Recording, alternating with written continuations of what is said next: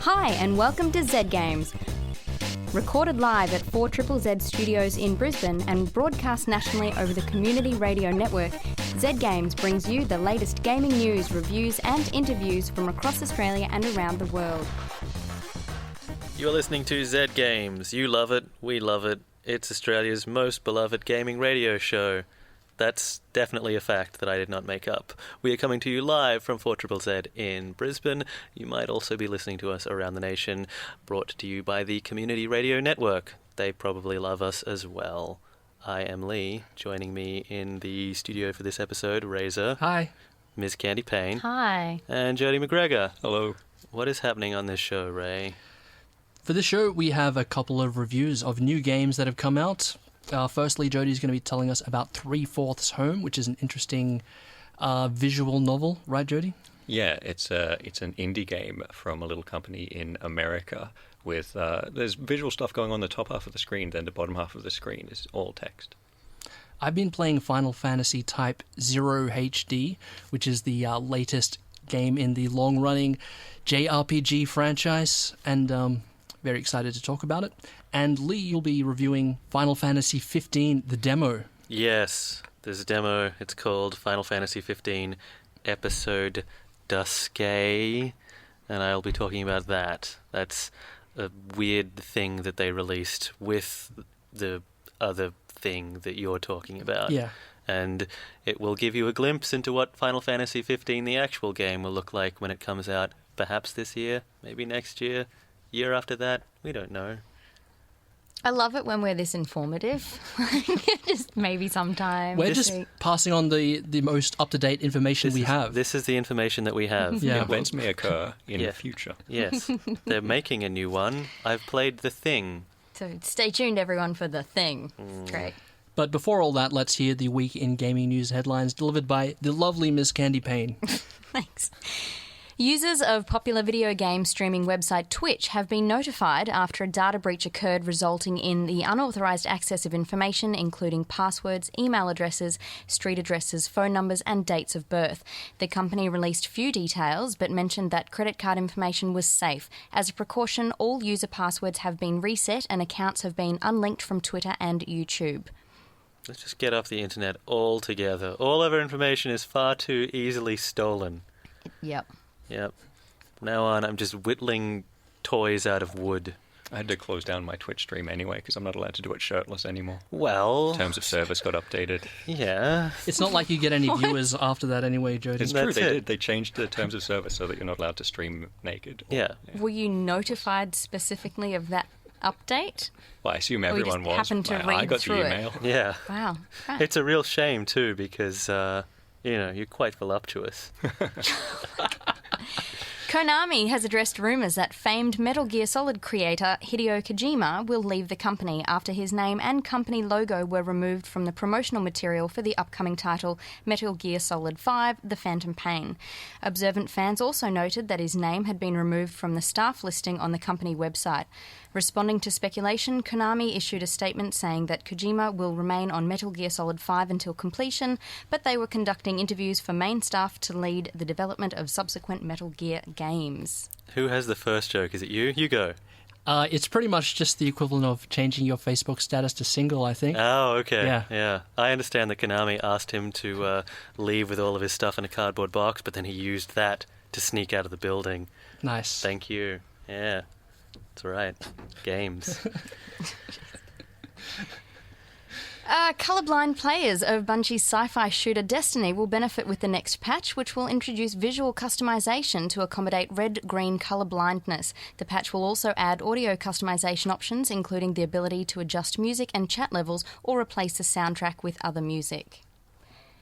I think this is huge. The customization for colour blindness is massive. I actually would like to play through it anyway and just see what that does for people that don't have colour blindness. It's really good. It's interesting. Especially since a lot of the baubles that you collect are red and green. Yeah. The audio customization options are also good. I remember when I was playing Destiny about 6 months ago, I tried to use headphones, and I noticed that the headphones were at like a damaging volume level. Right. So I went to adjust the volume, found out I couldn't. I was like, what game releases without volume settings. That's crazy. And you're deaf to this day. I am. Thinking about suing. He's reading lips right now, folks. Batman Arkham Knight has been delayed again. The game is now expected to launch on the 23rd of June. Events may occur in the future at some time. That's all we know. Well, I feel like you should have saved that for our unsubstantiated rumour corner, because that was really great. Upcoming DLC for Dragon Age Inquisition will arrive on PC and Xbox One ahead of the PlayStation 4, according to a tweet from the official Dragon Age Twitter account. The DLC is called Jaws of Harken, and no release date has been given. That's because it's out now. It just came out today. Today? Yeah. Great.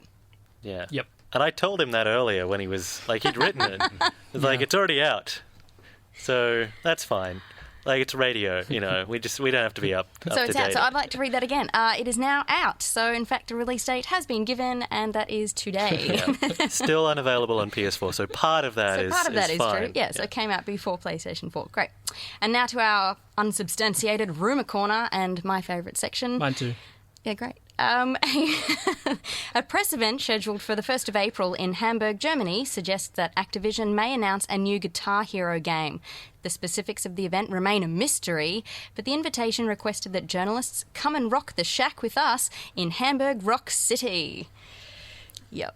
I actually hope it's not a Guitar Hero. I hope it's something really embarrassing, like, tied to that Rock the House with Us thing, Mm-hmm. Like, Like? I don't know, like it's a SingStar or something slightly, underwhelming, maybe.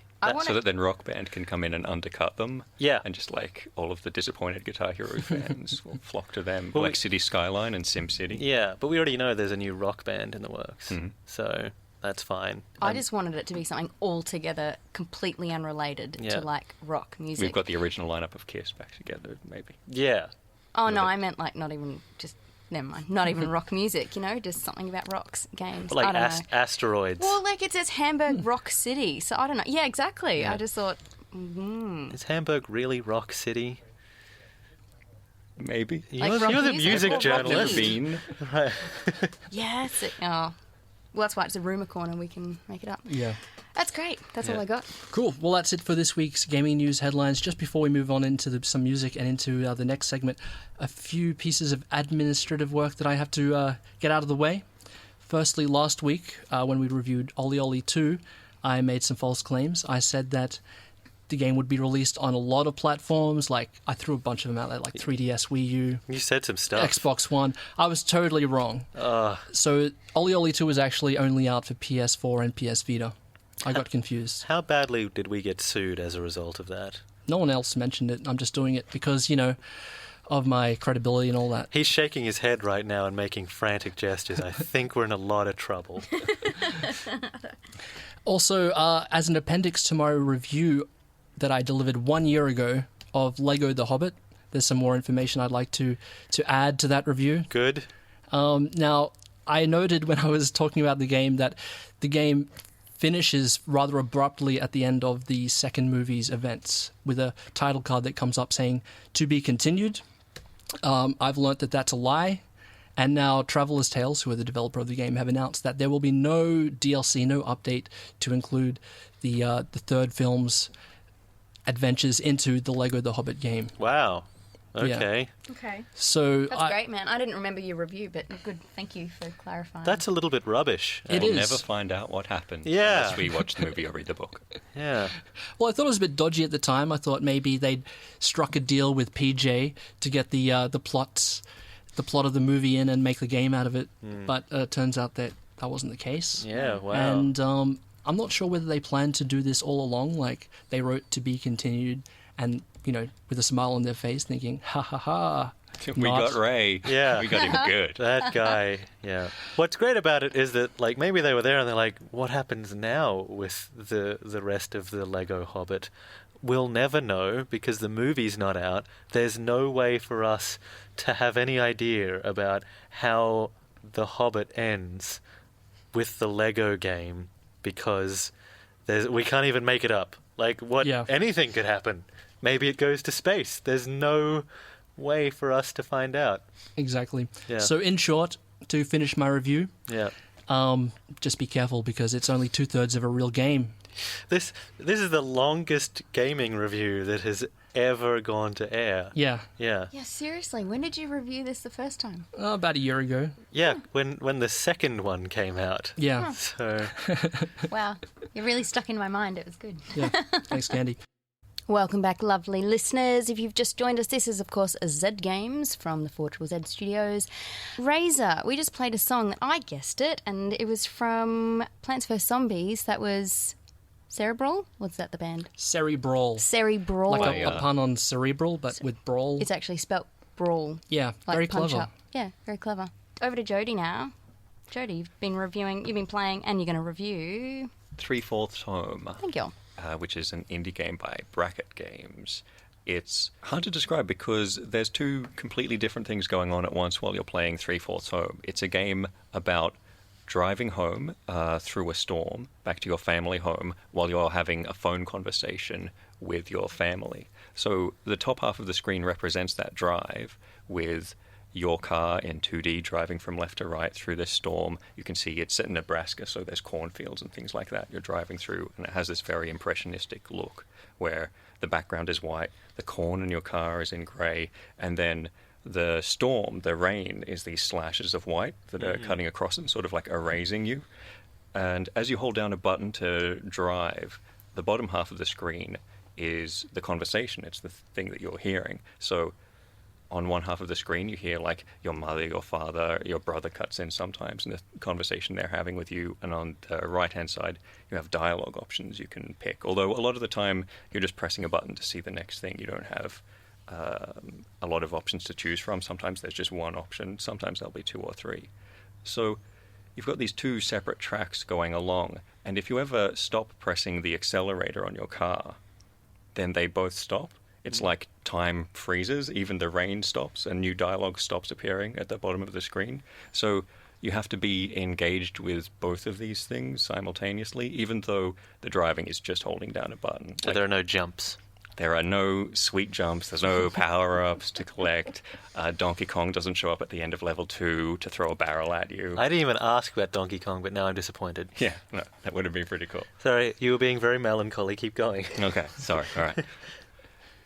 So what you have to do at the top half of the screen, apart from just holding down the accelerator, you can fiddle around with the radio and the windscreen wiper, and you find yourself doing those things just as a way of distracting yourself, because sometimes the conversation that's playing out on the bottom half of the screen goes to pretty awkward places, this family drama. You find out things about the relationship, this main character. You're a 24-year-old woman who's lost her job and had to move in with her family again because her home life got screwed up.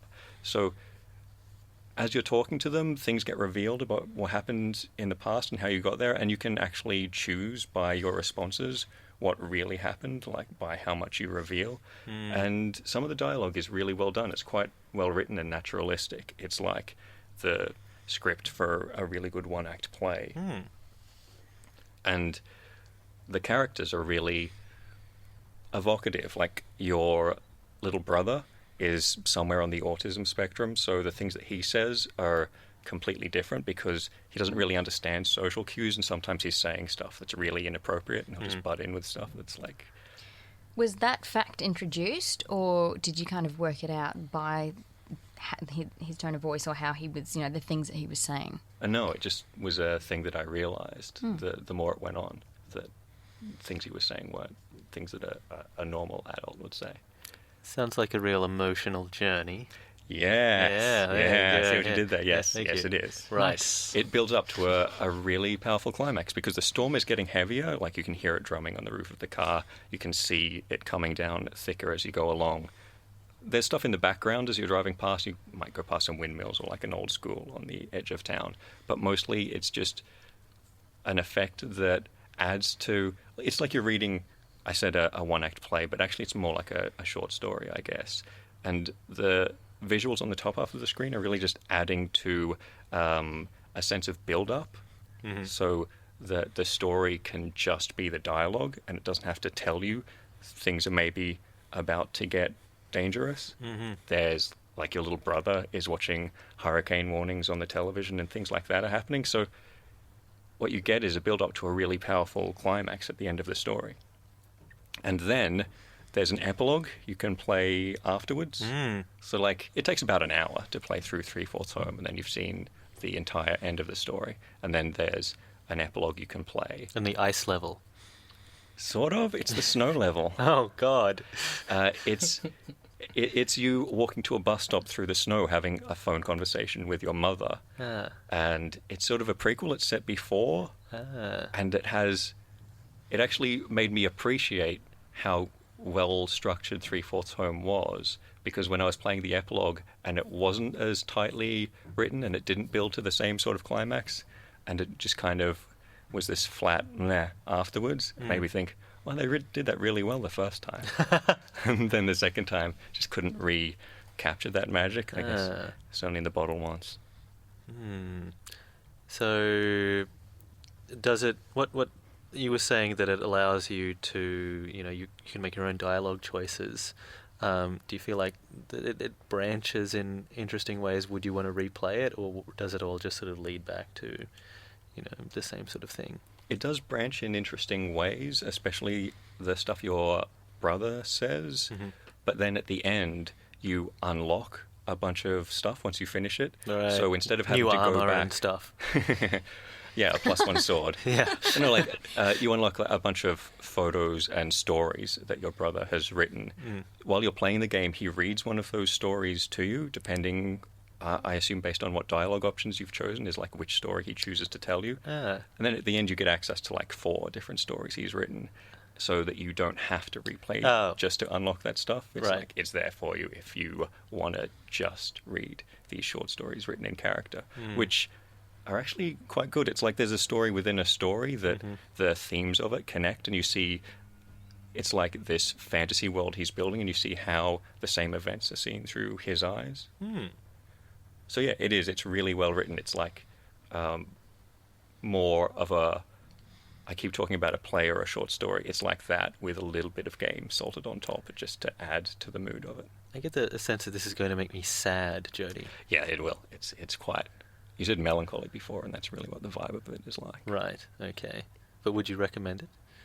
Yeah, to people who like feeling melancholy for about an hour, just skip the epilogue. Okay. Yeah. As soon as that happens, just well, throw you the see computer out. You see the credits, Yeah. And it says, "Do you want to play?" And you just say, "Nah, I'm done. I've had my fill." Right. Okay. I was left just in a somber mood.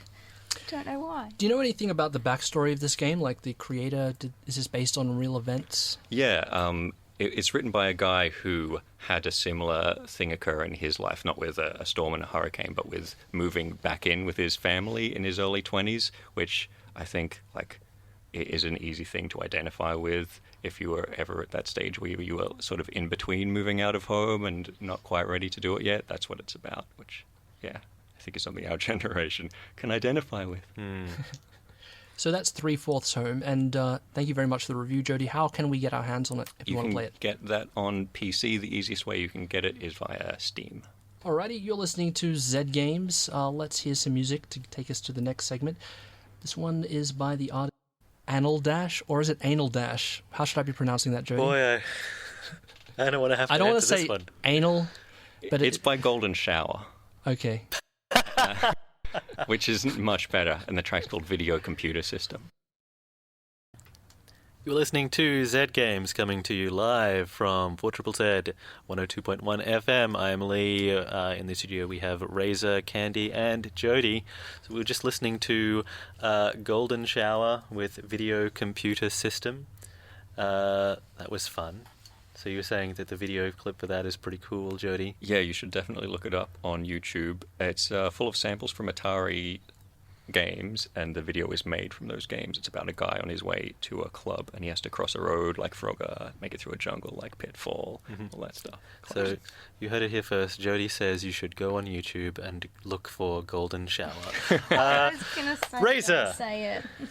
You have been playing a new Final Fantasy game, or a remake of a sort of newish Final Fantasy game on the PS4. That's exactly right, yes. Yeah. Tell me about this thing. So, as you guys may or may not know, the Final Fantasy series has fallen into disrepute, according to some.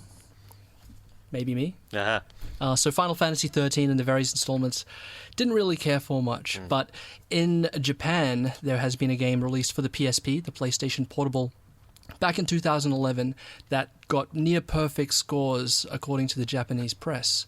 So I was a bit curious about this. And I've been kind of anxiously awaiting a localization of any kind for that. So I expected it to be released on the PS Vita, which would be the most, I guess, the most obvious choice to release it on. But instead we have HD remake for both the Xbox One and the PlayStation 4. So this isn't a part of the main series. It's a bit of a spin-off, as Lee said. So they've actually gone out and used it as an opportunity to try out a few new things for the series, which is typically a turn-based combat affair. Like, that's the JRPG staple. You have turn-based combat. Here we have more action RPG combat. This one is also set in the 13 universe in some way as well, right? Could be. It is. Yeah, okay. You were supposed to agree and say yes and then go into how it ties in, but you don't have to... chocobos. Yes, that's right. Yes. So the tone of this one is a bit different to the other Final Fantasy games, which are usually pretty whimsical and a bit light-hearted, maybe a bit melodramatic as well. But we open here with a chocobo, which has been armored for combat, dying in a very painful manner, like with horrible chocobo screeching noises. For people who aren't aware, chocobos are, I guess, overgrown chickens. Yeah, the noise. they're an adorable, big-eyed, like, chicken emu creature that you ride around, and there's, like, fun music when that Really happens. fun music. Yeah, like, Yeah. It's the bit where you're like, I can't wait to get to the chocobo riding bit in the Final Fantasy game, because it's always fun to ride a big, goofy bird. Yeah. So not so much here. Not so much. So we have a chocobo that's basically dying in a pool of its own blood. And so from the outset, we know that this is going to be a different type of game. Candy wanted you to make the noise, and I agree. Thank you. I think that's a good idea. Wow. Okay, that's Was that okay? champagne Yeah, radio. Yeah. So have they gone dark and edgy? Is this the grim and gritty Final Fantasy that somebody somewhere wanted? Yeah, look, the tone is a bit different. It's all about war. So we're in a fantasy land, and war has ravaged the nation. You're pretty much your typical evil empire versus the alliance kind of deal. Well, games taught us anything. It's that war never changes. Yeah. It's interestingly set as a sort of documentary piece. So in between chapters, we get this very authoritative voiceover about this guy who's telling us about the history of this place in a very documentary style way, which is kind of cool. But so what we've got is a military academy, which is where your characters reside. Mm-hmm. The whole game is set there. And interestingly, you control 14 main characters. That's a lot. It's a lot to manage. Like a whole class. It is a whole class. So it is actually the class 0. That's where the name of the game, Type 0, comes from. So what, are you like kindergartners then? No, I think you're like high school or college age, somewhere like that. Right. But you're basically leading this class, who are the crack squad. You know, they're the number 1 class. They're the number 0 class. My mistake. Yeah. Yeah. So due to the urgency of the war, instead of like all the soldiers are busy, this military academy class gets sent in to do these covert operations, and they're like cadets. So they're not too happy about this because they're kind of like, they haven't really finished their training. So there's the whole thing where they're a bit, they're wondering what's going on. They're being used like tools by the government and stuff like that. So that's essentially what's happening. Do they all have giant swords on their back, though? Is it still a Final Fantasy game? It is still a Final Fantasy game. Even though there's 14 main characters, they all perform in combat really uniquely. Like, there's a guy who's got brass knuckles, and he's so fast with his fists that you can't even see him. There's a girl... How do you know he's got brass knuckles then? Because when I equip his weapon, it says brass knuckles. Oh, okay. Right. Yeah. Yeah.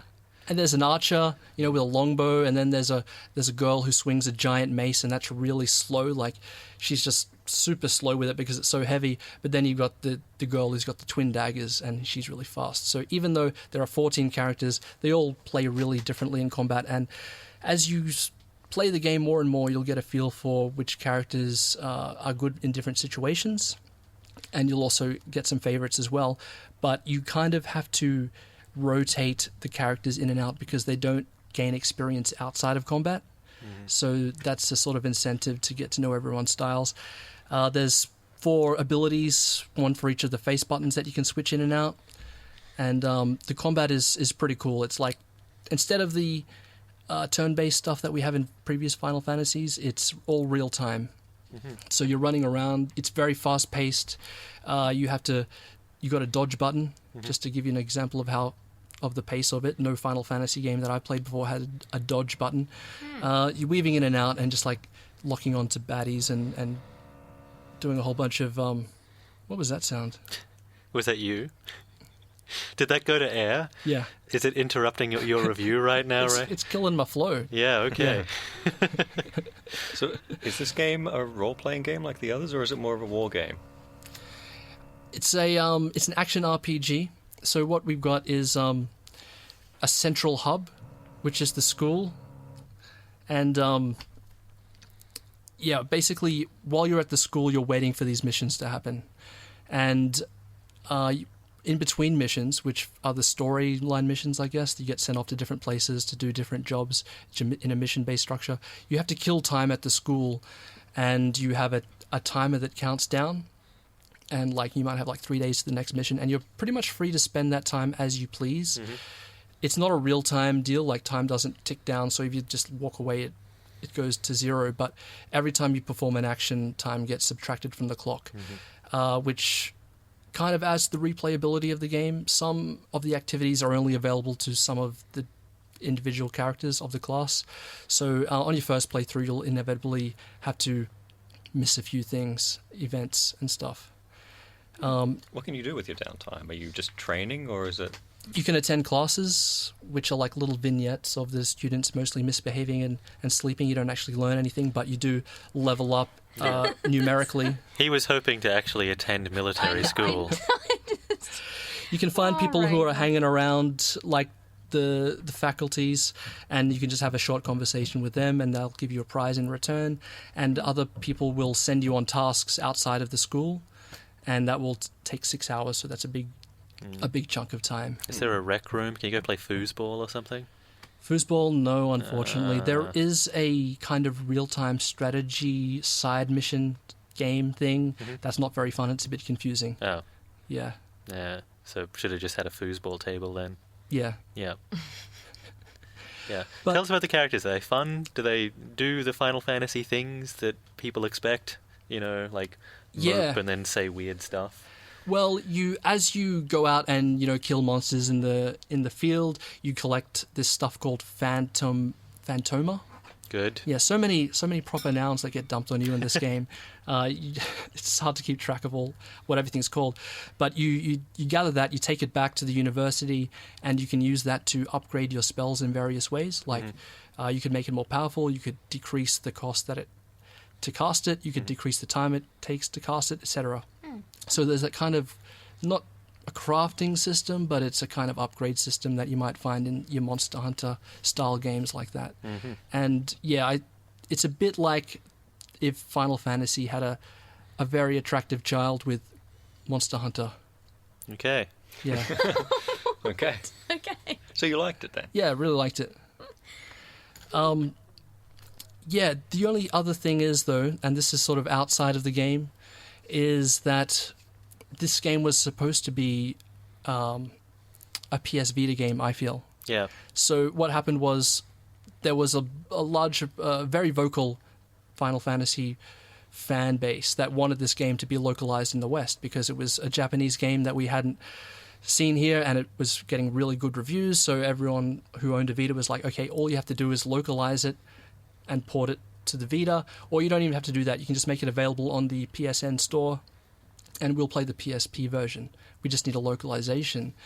And so for a couple of years, there was this back and forth between the fans and Square Enix, and they actually employed a community manager that seemed to be hearing, these people, and he said, hey, stay tuned because we got news. Anyway, about 6 months ago, we got a post on the PlayStation blog, and it said, Final Fantasy Type 0 is finally coming to the PS Vita. And it was really exciting. Everyone was like, yes, finally, these guys are listening to us. Unfortunately, about half an hour later, there was a correction to that post that said, yeah, it's not coming for the PS Vita, it's coming for the PlayStation 4 and the Xbox One. So the first page of that blog post, the first page of comments is like people going, yes, you guys are awesome. Thank you very much. And then the next 32 pages are just hate. Right. So what's wrong with it coming to a TV instead of a handheld? It's more the fact that no one who owns a PS4 or an Xbox One cares or knows about this game. No one asked for it. It's the PlayStation Vita owners that made it happen. That because they said that they were listening to the fans. That's why it's here. But the people who rallied for it cannot play it. That's the problem. Can we talk about the HD upgrade as well very quickly? Yeah. Because I've seen it, like some parts of it look like it's very nice, like it's these are obviously graphics from a previous generation of graphics engines done up good, and then other parts are kind of still quite ugly. Well, that's pretty much it. It seems like there's sort of two teams working. Oh, good. The A team and then the B team. And the A team got to work on like the university and all of the main characters and like your teammates and all the combat stuff. And then the B team sort of worked on all the NPCs and all of the environments around the world. So, your main characters look really good. They're all crisp and nice, and they've got their hair's been done up so that it flows when they walk. And then they have very nice collars as well, I know. Yeah. Well, there's a lot of ways to interpret the school costume. The school uniform, right. to make them all unique, which is cool. But then, you'll run into an NPC that just looks like a square. So there's that. But, I am dissing on it a bit, but it actually does look really well. They've done a good job, considering that it did come out in 2011 for a portable console that was released in 2005. This actually looks really nice. One thing that I should mention before I wrap up as well is the camera is a bit whack. And you'll notice this the second that you get to play this game. When if you played any sort of action game in the last 5 years, that's been made in the last 5 years, there's a standard to third-person sort of actioning, You've got your left stick that moves your character, and you've got your right stick that moves the camera.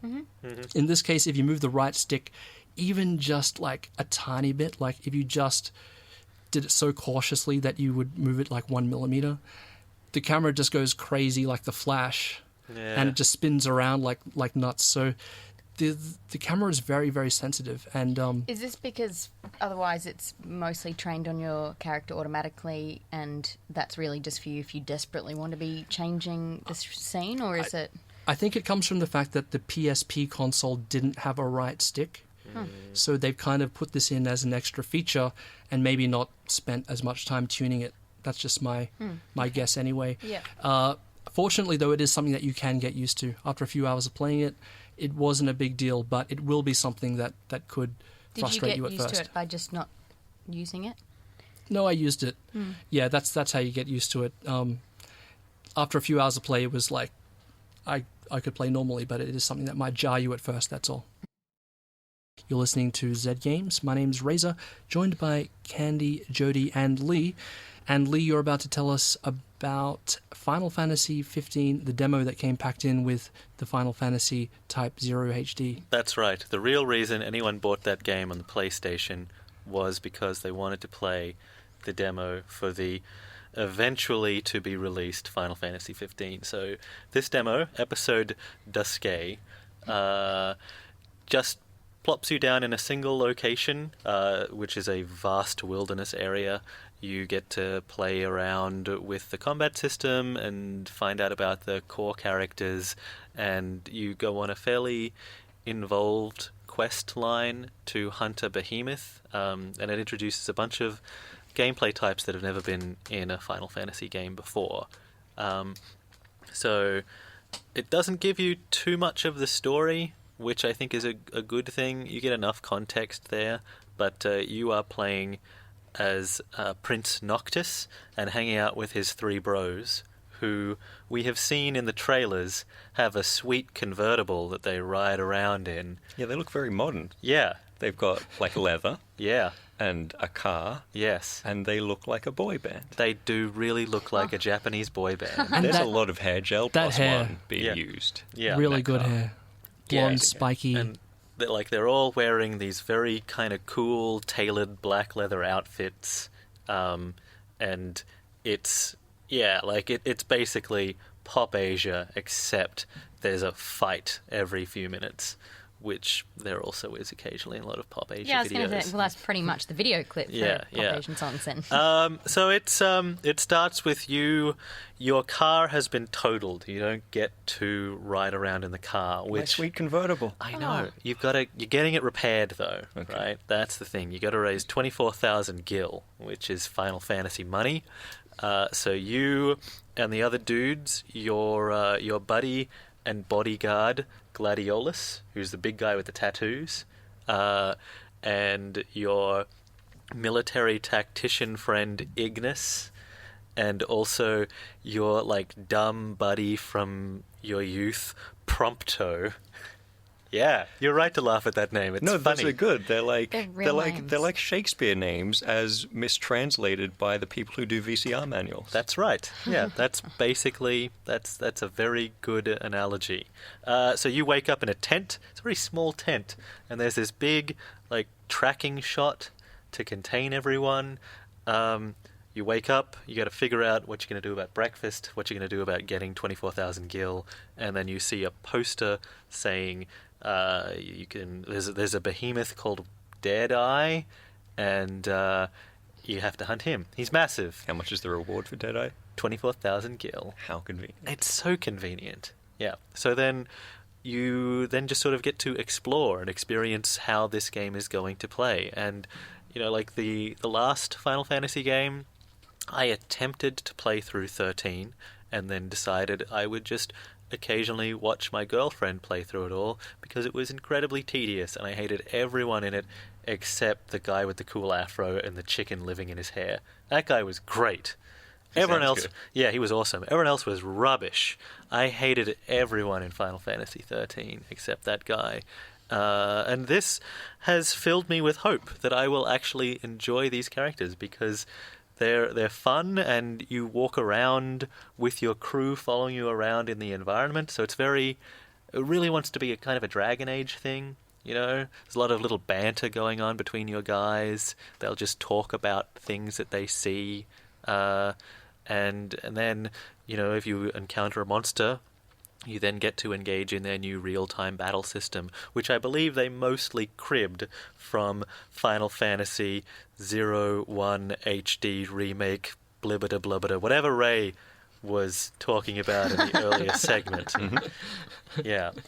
So here you only control Prince Noctis, but he has the ability to teleport a bit and can also summon multiple weapons, which you assign to different parts of your combat. So you have one weapon for the first attack that you do, and one weapon for when you're just wailing on something, one weapon for when you're doing a big, critical beatdown attack, another one for when you do a jump attack, and there's one more for, I think, closing distance.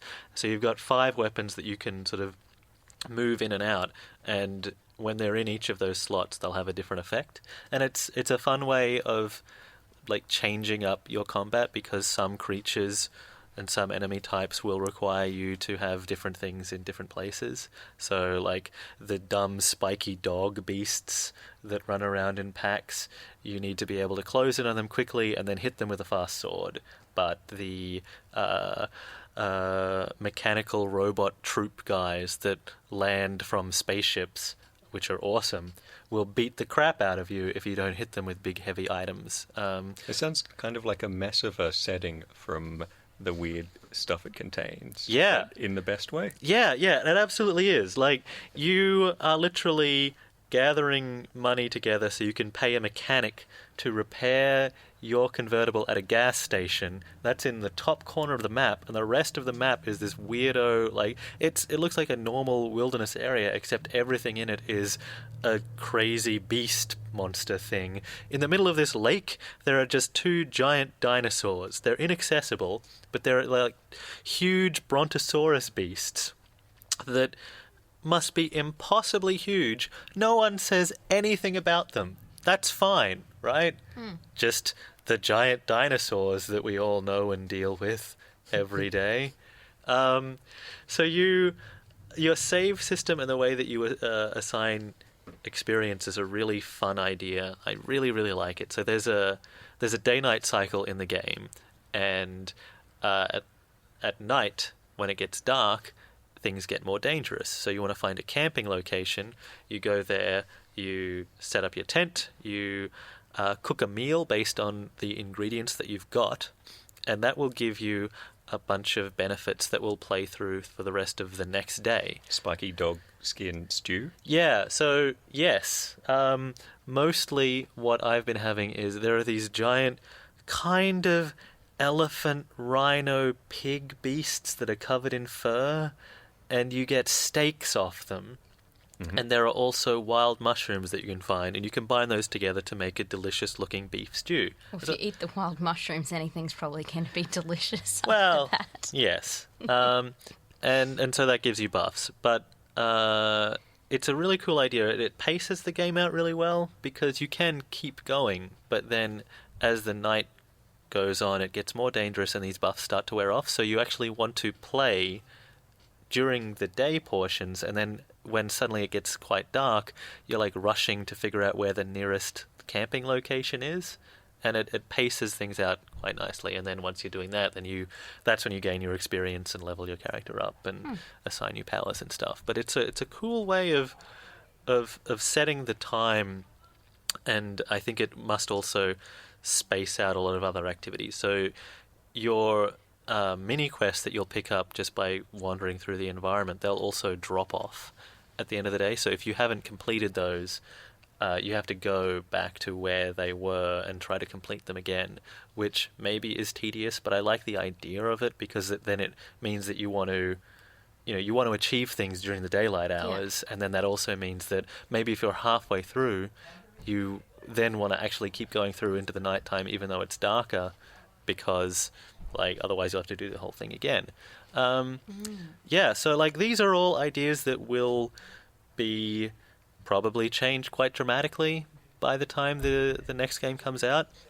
But it's actually, there's a lot of fun things to play around with. The main quest has a lot of cool stuff that I don't really want to spoil yet. Yeah. But you can only get the demo at the moment by purchasing Final Fantasy something. What is it? Type 0 HD. That's right, yes. And the demo is not worth $80 by itself. I hope they make it available in another way, but at the moment it's a really cool bonus. And if you're interested in Type 0 HD, this is a cool thing to also have. And it makes me want to... I am excited for a new Final Fantasy game, and that was unlikely to occur after the last ones. Yeah. But then you found out it's about a boy band who hunt dinosaurs. That's right. Changes everything. That's the best thing that any game has ever had in it. Yeah. So are they actually a band, or do they just look like one? They just look exactly like one. Okay, you can pretend it's a band. I certainly am. Awesome. Yeah. Thank you very much, Lee. That was the demo of Final Fantasy 15, which has been packaged in with Final Fantasy Type 0 HD, which is available for the PlayStation 4 and the Xbox One now. That's going to bring us to the end of this week's episode of Z Games, guys. Thanks so much for listening. We'll be back next week at the same time.